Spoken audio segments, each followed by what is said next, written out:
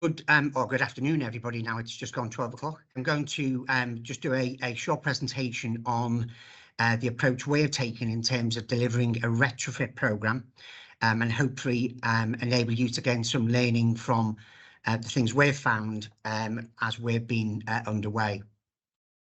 So in terms of looking at the agenda we're going to cover today, I'm just first going to give you a bit of an introduction to Livv Housing Group. Just to give you a bit of context around our estate, our stock, so that you can compare that to your own and understand how that might portray out and roll out in your own programme. But also where our learning has come from and what we've actually delivered to develop that learning. I'm going to focus on outlining some of the 5 key building blocks that really should be in place prior to commencing a retrofit programme. From strategy, data, capacity, supply chain, and most importantly, the customer. Just worth reference that we call our tenants customers, so I'll refer to them as a customer today. I'm then just going to touch on a couple of key points around the reality of delivery, the things that we probably weren't ready for when we commenced our programme, and that we learned along the way. And then a real summary of the key points to take away, hopefully, from today. So in terms of a short introduction, first of all, Livv Housing Group, based in the Liverpool City region in the northwest of England. And we have the full range of housing stock that you'd see across most registered providers. 70% around that in terms of individual houses, 28% flats. We've got 8 high-rise residential buildings. We have another 4 which we just started demolition of at the moment, but 8 high-rise that are occupied at the moment.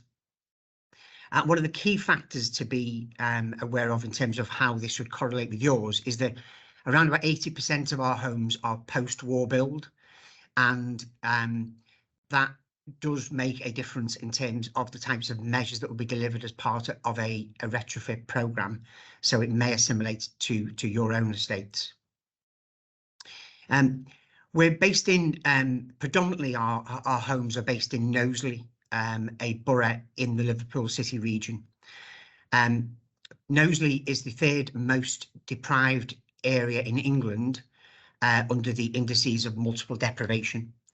And therefore, then, like all customers in housing providers, face some challenges, and therefore you wouldn't be surprised to know that fuel poverty has been one of our key driving factors to try and overcome with our customers for quite some time, even before the current fuel cost increase that we've seen.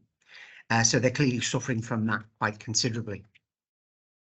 Back in 2019, we set our first low carbon and net zero strategy.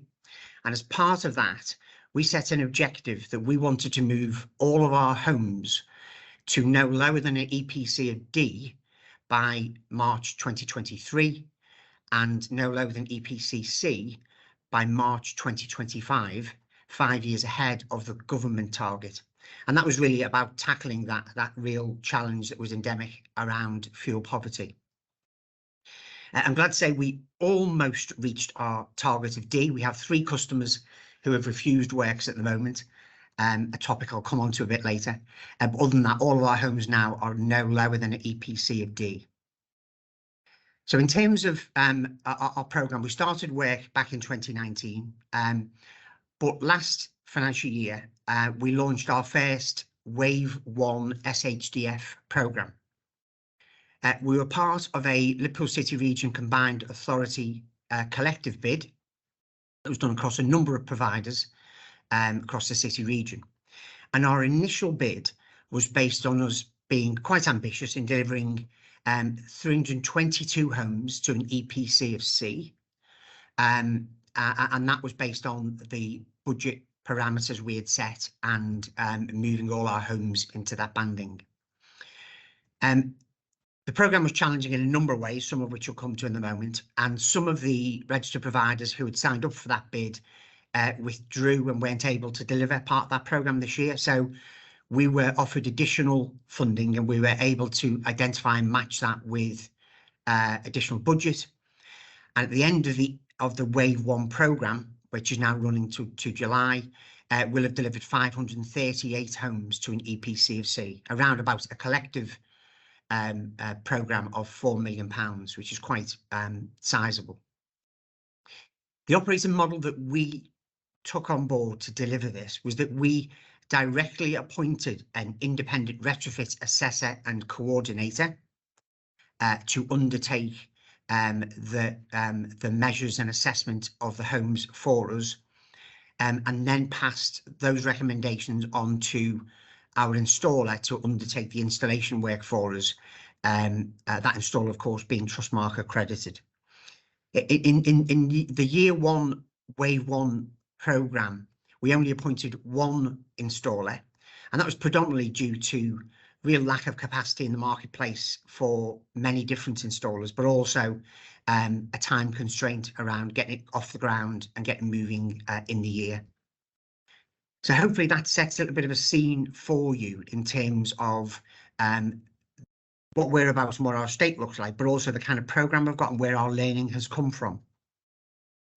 So if we move on and then look at the building blocks, and this is what I call getting your ducks in a row before you launch. And this is a series of things that we would highly recommend that you have real clarity around before you start, and rather than learn as you go, in some ways, as we did, although we were prepared in a number of areas. So first of all, the strategy. So make sure you've got one, and that sounds really simple and common sense. Not everyone necessarily has a strategy of what they're trying to achieve and when they're trying to achieve it by. They may have set budgetary parameters around what they want to achieve, applied for funding under SHDF or other areas, but actually having a real clear definition of what you want to get out of this and what you're trying to do. Ours was relatively simple, as I said, in terms of moving homes, first of all, to a minimum of D and then a minimum of C by certain timelines, and we back that up by a budget. You also need to be considering within that strategy and your delivery plan what it is you propose to do with your homes to move them through those EPC ratings, because of course there are a number of different measures that you can implement. Some shown here, such as external wall insulation, loft insulation, solar PV. You could install air source heat pumps, a whole range of different things. But be clear about what it is you want to do as part of your strategy, and then stick to it. And I say stick to it because there are many different agendas in terms of objectives. DESNZ has its own objectives. It has set to have 600,000 heat pumps installed by 2028. And that's an objective that we fully support and hope to be really part of. But of course, we all know that putting in air source heat pumps is not as simple as that, because you need to make sure that the thermal efficiency of the home is appropriately fit to receive that first. So making sure that you're undertaking the right measures as part of your initial programme is really key. In addition to that, your installer, and particularly if there's a link between your installer and assessor, which in some cases some providers have gone down that route, your installer will have a preference. I'm led to believe that's partly because they will make a better profit margin out of certain types of work than others and may want to steer you in a different direction. But it's about sticking to the path that you have set and make sure you follow that. So strategy being the key driver for your building blocks. So when you look at data, and then using that data in terms of a form of intelligence is actually key to know what you're going to do and when you're going to do it by. Most providers don't have an EPC for every home, because if a tenancy hasn't changed hands in a long time, then you haven't had to go and get one. In 2019 and 2020, we ran a programme to obtain an EPC for every one of our homes, 13,000 of them, if they weren't currently in place or up to date and recent, so that we had a full range of data in understanding what our starting position was before we started a real level of high intensity investment. And that was really useful in giving us a starting journey, although I will come to some of the limitations in that a little bit later on. One of the key things about EPC data is undertaking an EPC is a much simpler task than undertaking a retrofit assessment. A retrofit assessment is very in-depth, very intrusive in the home in terms of not making assumptions, but validating all of the measures that are identified to be in place so they can make firm recommendations of what could make improvements. So be prepared to find your EPC ratings are wrong. Now, in most cases, we've found that the EPC has gone upwards rather than down. So we had around about 20% of all of our Wave 1 retrofit assessments moved up to a C, where they were sitting at a D or an E previously. Now, part of that was because the previous EPC hadn't taken into account measures that had been added in the meantime since the last EPC. But part of it was just because they are much more in-depth.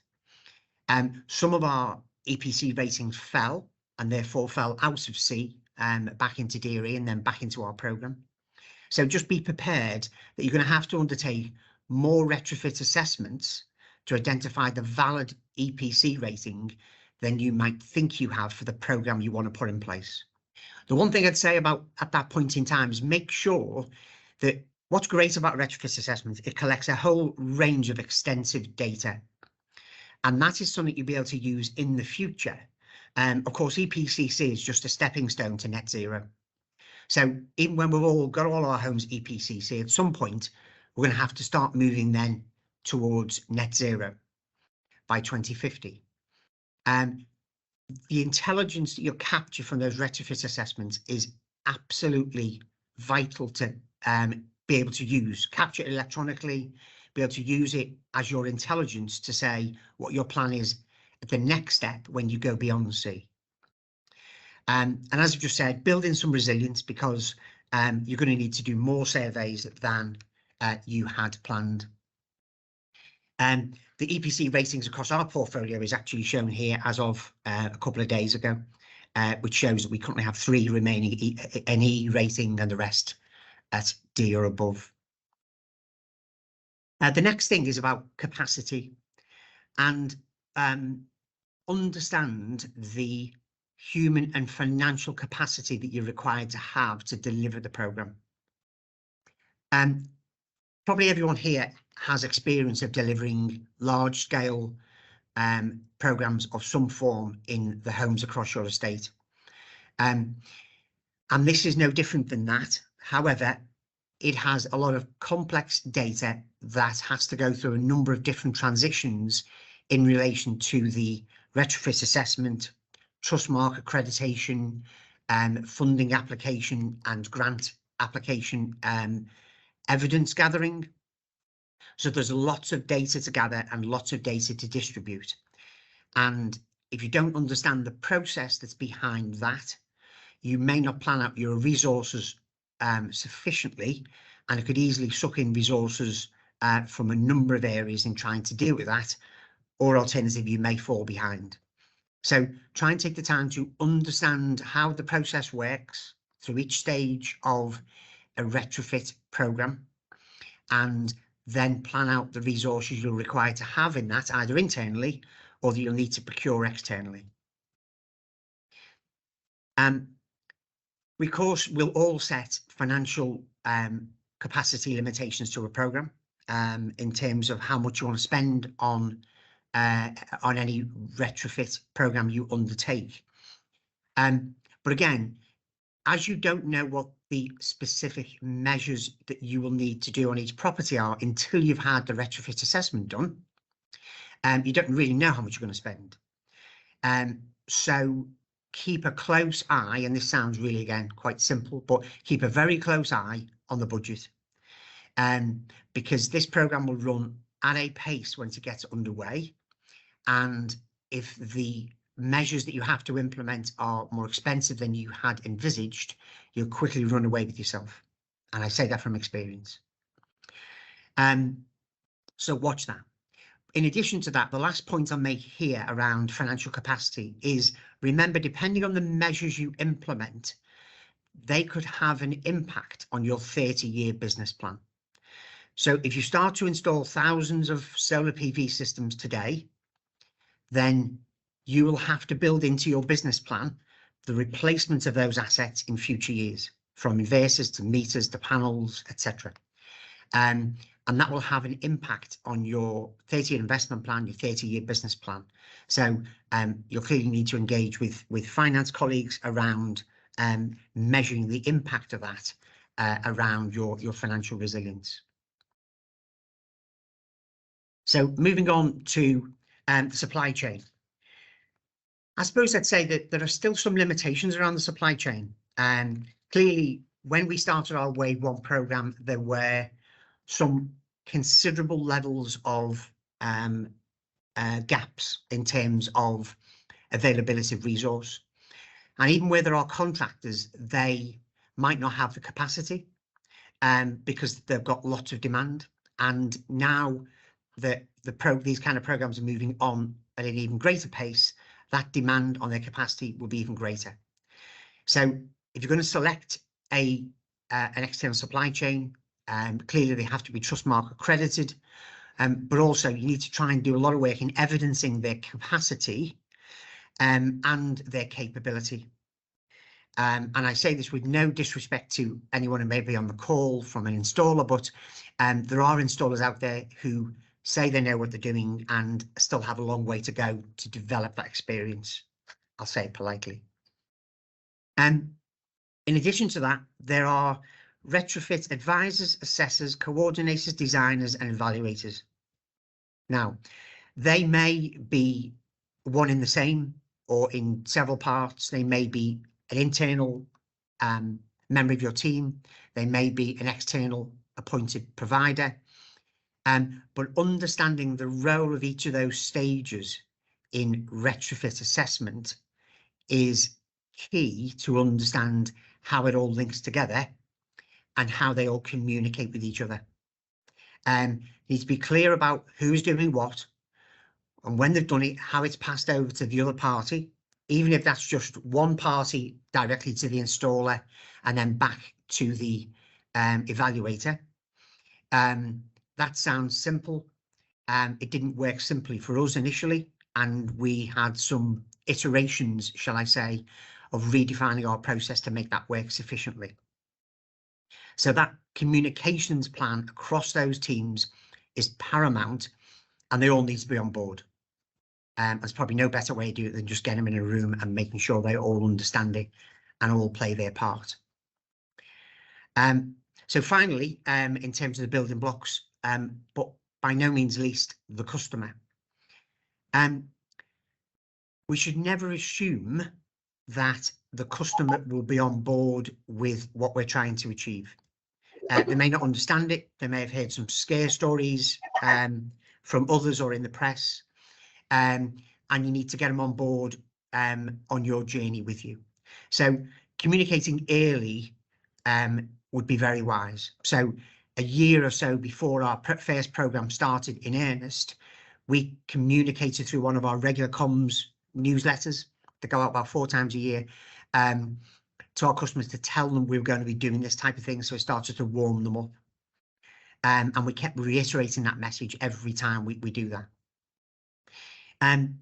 We also made the use of advocates and communities where we found somebody who's a strong advocate for the work we're doing and let them try and convince other people of being on board in it.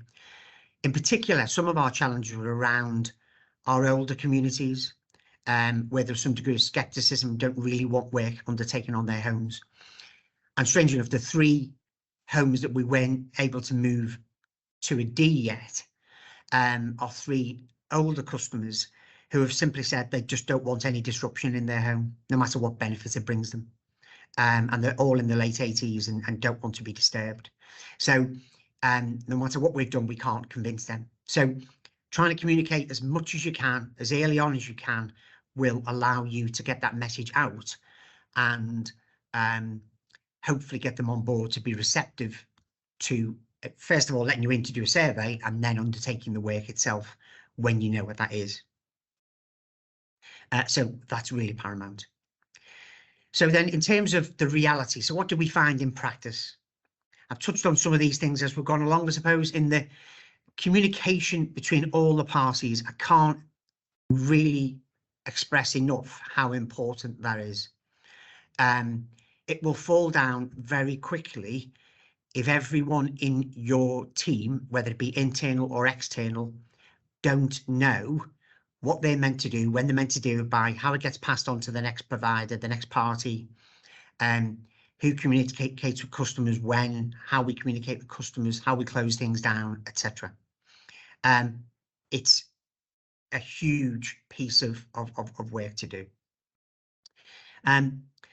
Understanding that retrofit surveys are intrusive and they gather an extensive amount of data and intelligence, which was great for you for the future, but be ready for it because it tells you a lot. And whilst your teams will use that as part of this initial work, you want to be able to use that in the future, as I said earlier.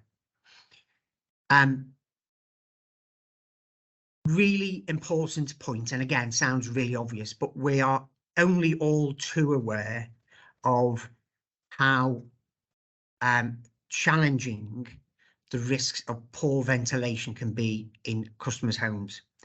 And what are we doing here? We're often wrapping buildings in blankets and making them warmer. And if we don't get the ventilation right, we've got a real problem for the future. So ventilation specification as part of the work is just as important as the thermal efficiency measures we introduce. The thermal efficiency measures are really quite simple in some respects. Making sure we get that ventilation right and it's usable for the customer is really paramount. Finally, in terms of the reality of delivery, the evidence you're required to gather for the Trustmark accreditation and the funding grant applications under SHDF are extensive. And one example my team gave me was that for the installation of loft insulation, probably we see as the most simple form of thermal improvement, it requires 15 pieces of evidence to be gathered together and loaded. So there's a lot of work to do to gather the evidence at the time and to then upload it onto the different portals that you're required to upload to make sure you get all of the approvals and accreditations you needed and the grant funding that's appropriate. The lodgements that are undertaken as part of that process, the recording of all that data, are probably summarised in writing as being very simple, but they're time consuming. So if there aren't sufficient resources either in your own team or in your supply chain who are doing that for you, you'll quickly fall behind registering the work you've done when you've done all the hard work and proving that and making your grant application. And the final one is customer refusals. Again, we were left with 3. Believe me, there weren't 3 initially. There were many more that we had to spend time convincing that it was good for them to undertake work on improving the thermal efficiency of their home. Obviously, using the calculation you can do around what it may save them in heating costs, etc., is a good tool to use to convince them. But don't underestimate how much work that might take in terms of your customer or tenant liaison teams that work with customers. And then finally, just a real summary of our findings, that these are probably, hopefully, the kind of 7 key bullet points that you will take away from today. to be prepared for. Be clear about your strategy and stick to it. Know your intelligence limitations. So what you know today won't be 100% accurate. And as I said, our starting point was having 100% EPC estate survey, but it wasn't 100% accurate. So understand it won't be, and don't be surprised by it. Validate your supply chain and be absolutely clear on their roles, and don't underestimate the level of coordination required between them. That will hurt you the most. Take the customer on the journey with you, and that key point around improving thermal efficiency is the easy bit, but don't forget ventilation. And recognise the resource it will take time to record, report, and evidence the work you have done. So that brings to an end my my slides. So I'm happy to take any questions now, and hopefully you found that of real benefit. You don't have to go through the same pain we did.